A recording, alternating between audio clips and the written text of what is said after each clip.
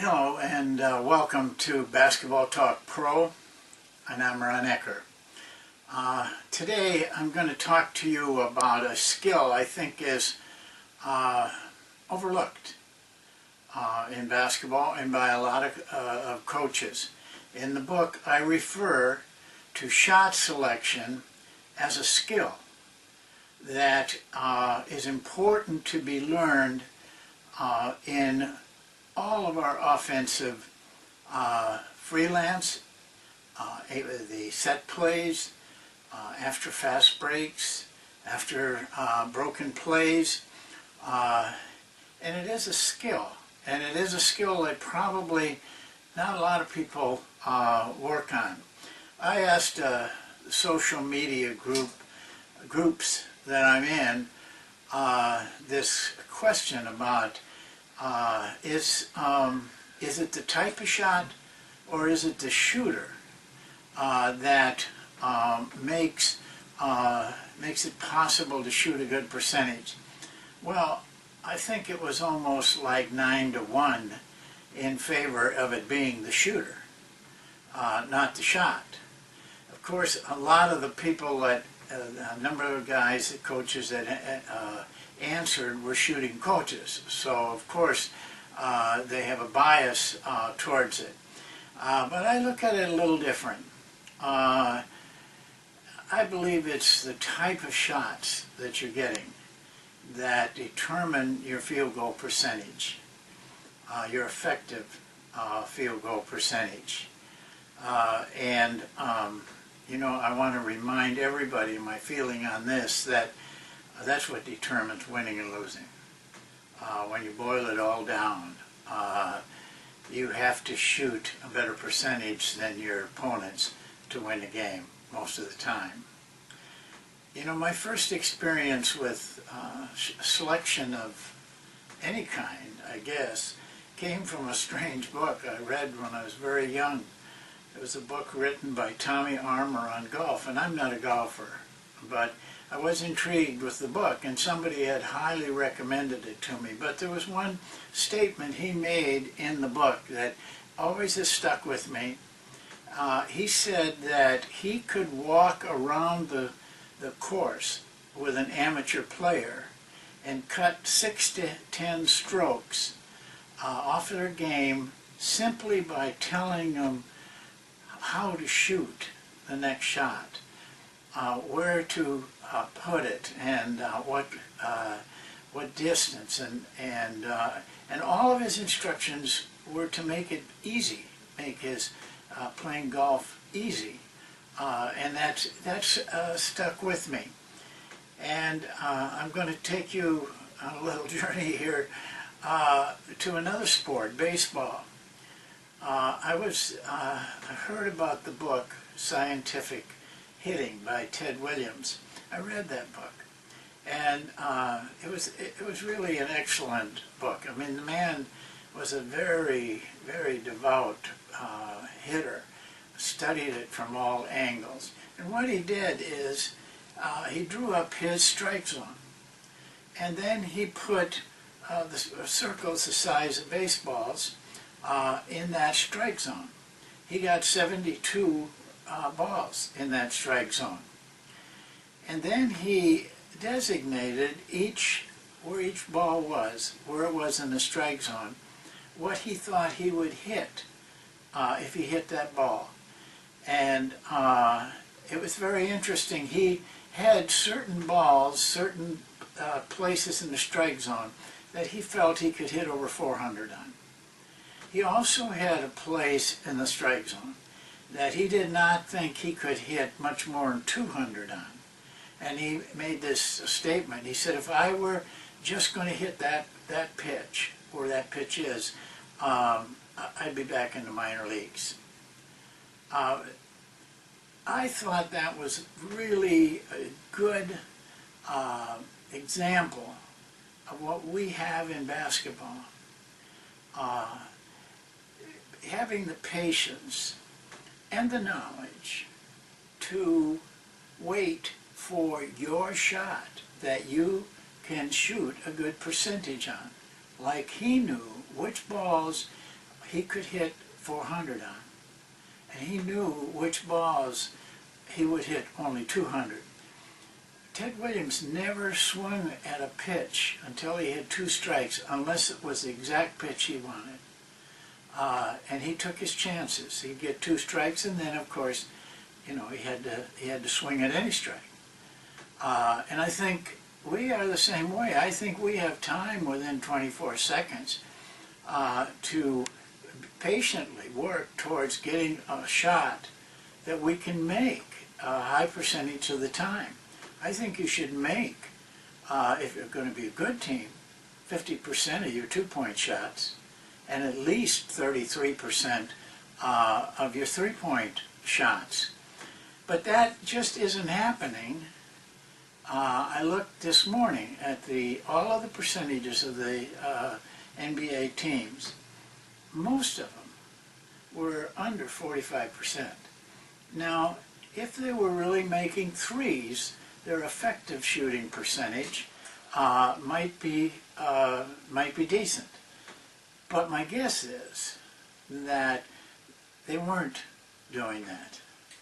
Shooting percentages, field goal percentages were not real good. One team, Miami, was shooting 51%. Well, if Miami is doing something right and can shoot 51%, then other teams can too. You can say, well, it's their players.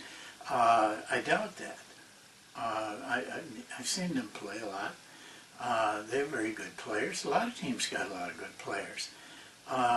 Somehow they have found a way to get their high percentage shots, and so they are, you know, head and shoulders right now in the league. I think what Ted Williams has done is something we need to apply to basketball. It should be very easy. We're on the court, a player can shoot well or poorly, what kind of shot, and educate that player to be patient enough to wait to get those shots and not take shots that he shoots a very poor percentage in. Now, in all levels of play, I think the one thing that distinguishes each level is their players can shoot. In the NBA, you've got players that can make baskets. They can score, and they have to be able to do it. Yet, they're not shooting a real good percentage, because when I watch games, I just see so many bad shots taken for no reason.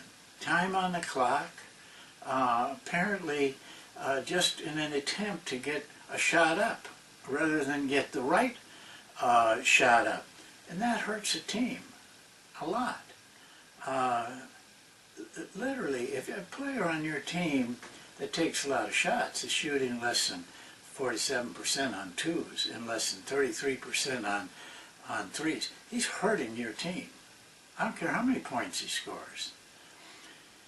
So why do players, first of all, let's talk about why do players take bad shots or take poor shots, just depending on the words that you want to use. Well, I've got 4 reasons. The first one, and I think the biggest one, is what I call greed. I don't know if that's a real good word for it, but it is the effort to take shots to make a lot of points, as many points as they can, to get the rewards that go with it. And unfortunately, in our social world, the rewards go to the player that scores the most. Doesn't necessarily mean he's the best player. Just means he may take, a lot of shots. If you take a lot of shots, even if you shoot poorly, you're going to score points, but you hurt the team. I know of one situation in the NBA, and I felt sorry for the coach. He had a great player. The guy could really score, but he was shooting about 42%. And he took a lot of shots. That hurt that team. They had a pretty nice team. And they could have won a lot more, and maybe even won a championship. Had that player taken, he probably would have scored just as many points if he'd just taken his good shots and probably shot 30 to 40% less shots. And those shots could have then gone to teammates that may have had much better shots and could have shot a higher percentage on them. But that's the way we reward players. They're not dumb. And when you're a professional, your livelihood depends on getting the best financial return you can. I think also sometimes it's just simply panic. Some players get in a situation where they don't think they have a pass, they don't think they can do anything, and they just throw up a shot. I see that a lot. I just call it a panic shot. It just shouldn't have been taken. But maybe as important as all of this is that I'm not sure players have the knowledge of shooting like a Ted Williams did in hitting, the study he had gone into it. I wonder if players even give it a thought. I don't think a lot of them pay much attention to the field goal percentage. But maybe they would if we spent some time with them. And maybe if we showed them what is a good shot for them, what is a poor shot, and showed him how much harm it does to the team when they're taking those bad shots. This is knowledge I'm not sure a lot of players have. It's our job. It's what we do. If you want your players to shoot good shots, and you should, then you have to do these things. You have to educate your players, for one thing, and then you have to discipline too. And that's the other thing, the fourth one. I think you need to train this idea of shot selection. Not only show them, but train. Just like you train for any other skill. A lot of times this is probably a little bit more individual. But maybe instead of working and worrying so much about form and technique, there's other aspects of shot selection that you should be, all of us should be working on with their players. So let me give you 4 of the things that I think about. I never have never changed a player's shot. Technique has never been a major factor with me. I've just seen guys shoot all kinds of ways and make baskets, and I've seen them shoot with perfect form and not make baskets. In China, Chinese players have great form, but they just don't make baskets in games. They can make them in drills. I look at it a little bit different. Let me tell you how I look at it. I have 4 things that I would like to pass on to you, because I think it's very important. I think how a player feels on his shot. We really don't know what the mind is going through on a shot, the body, what all these things are trying to tell him. But he knows. The shooter knows. Is he balanced? Is his rhythm right? Does he feel right? He's the one that can make that decision. But they won't make it unless you spend time with them. In fact, a lot of them probably don't even have any awareness at that moment that of what's happening with their body and their mind. They might not be concentrating. They may be thinking of all kinds of bad things that can happen to them if they miss, and so on. So they shouldn't take a shot when they're not. the mental part of it and the physical part of it isn't right. It's feel. You can learn to do that. I'm convinced of that. And concentration. Hard to concentrate in a game. Gosh, you've got teammates yelling at you, coaches yelling at you, opponents trying to upset you, referees, crowd, and fear, and fatigue. Fatigue's big. The only thing that you can overcome fatigue with is concentration. The good shooters can literally hone out everything except making that shot. And knowledge.